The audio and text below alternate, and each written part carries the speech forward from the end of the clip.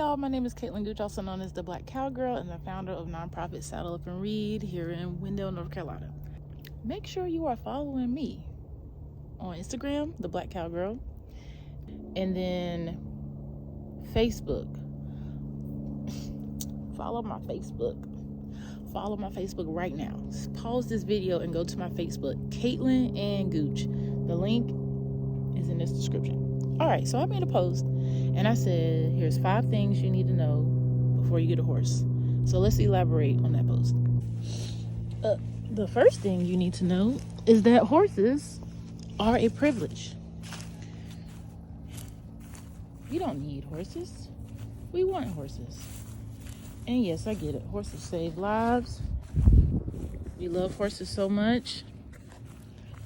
But even still, it's a privilege to have them, to have access to them, to be in their space. Good morning, I love you. It's a privilege. Number 2, you never stop learning about horses. Ever. You see this scar? This scar was on her when I got her in 2008. It has never gone away. No hair has ever grown where it's at. There's probably something that happened that probably could have been prevented. And that is why you never stop learning about horses, because there are things that you don't know until they happen. And there are things that you can find out before they happen. It's called preventative. But you're never going to stop learning about horses. We had a volunteer come out recently and she was like, wow, has she always been this color? And I was like, no, this is Barbie. Barbie is my old girl. Her whole body used to be the same color. Now, girl, you turning polar bear on me. I love this horse so much.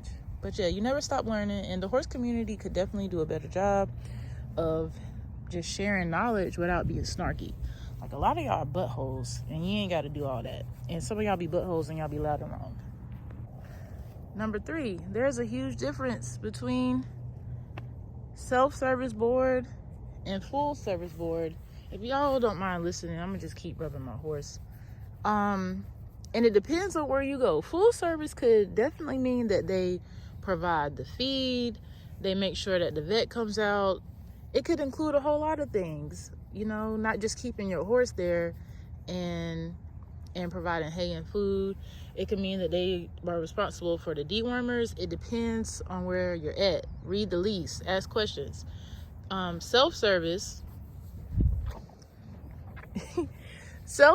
is when you rent a pasture or a stall and you take care of your horse. It could include something other than just providing those spaces, but again, you would have to ask where you're at or thinking about going. So always ask questions, but there's a huge difference, and either way, your responsibility is still to learn more about horses and then know what's going on with your horse.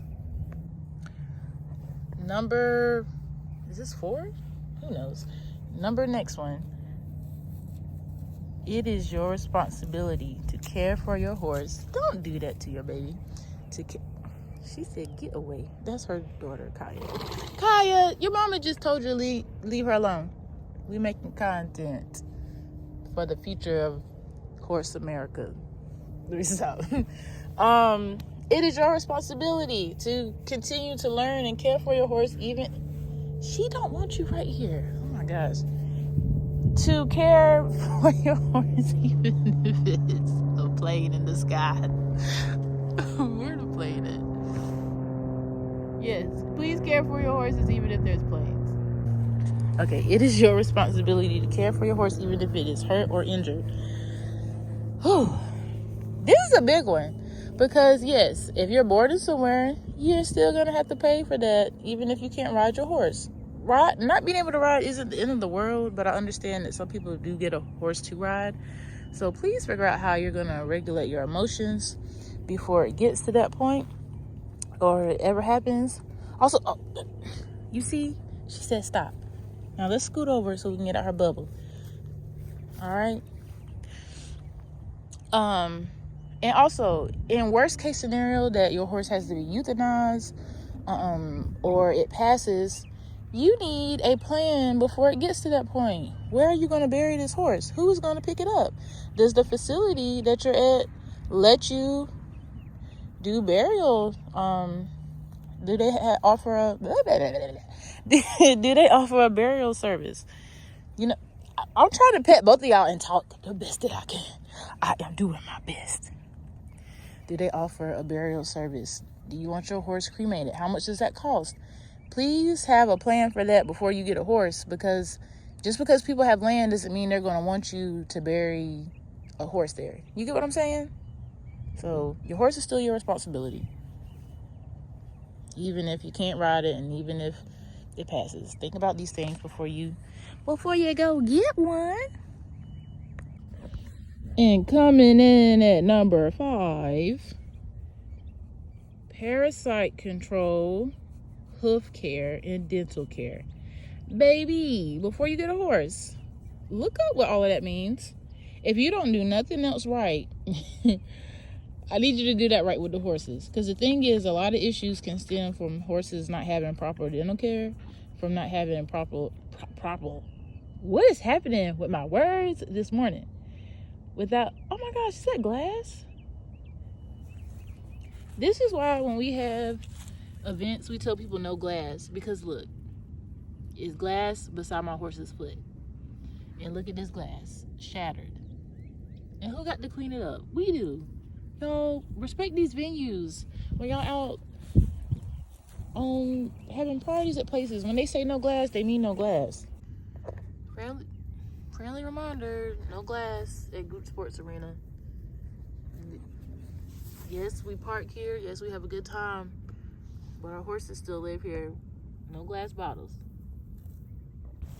Back to what I was saying. What was I saying to the people? Oh, yeah, all of that. Look it up. Is it in your budget? What's going to be best for your horse? Because if those things aren't handled, they can lead to other problems and worse problems.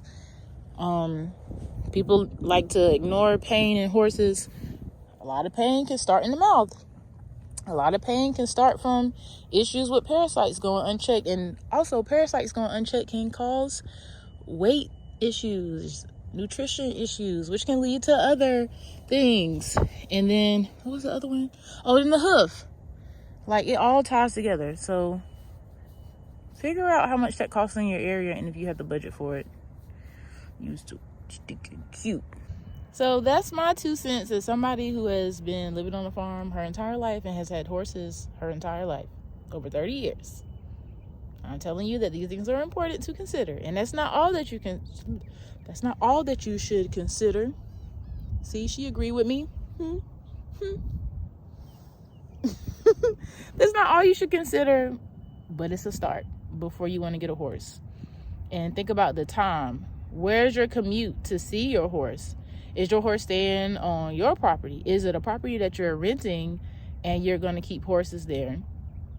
There's so much to think about. Like, yes, they are cute and we can do this all day long, but they are a huge responsibility. And somebody had made a post on Threads and said, is a child or a horse more expensive?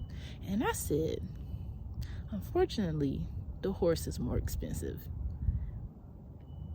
So do it, that information, what you will. Ask me some questions. I'm happy to answer them. And if I can't answer it, baby, I'm happy to research or direct you to somebody who can. I want everybody to be safe entering in the horse industry, and not get burnt out from this, because it's a lot. Also, please consider that if a horse is in a stall, please consider that if a horse is in a stall, oh, you're just so sweet, you sweetie baby. You're just like your mama. I love y'all. Also consider that if a horse is in a stall, you will have to clean that stall at least twice a day, every day. Oh, I did not mean to poke you in the eye. I'm sorry. So please consider that. So much to consider. All right, see y'all. Subscribe to my channel. And this is Kaya, if I didn't say her name earlier.